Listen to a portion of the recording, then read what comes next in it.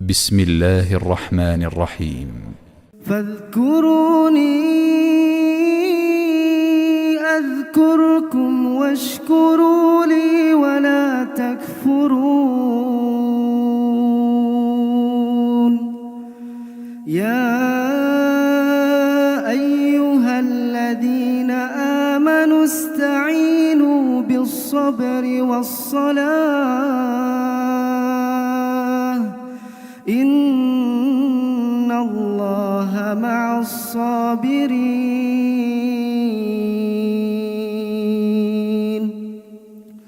ولا تقولوا لمن يقتل في سبيل الله أموات بل أحياء ولكن لا تشعرون. ولنبلونكم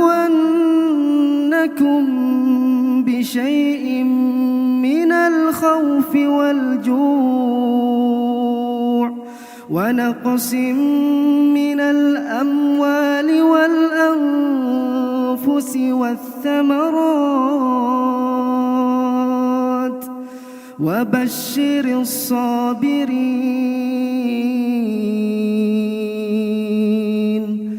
الذين إذا أصابتهم مصيبة قالوا إنا لله وإنا إليه راجعون.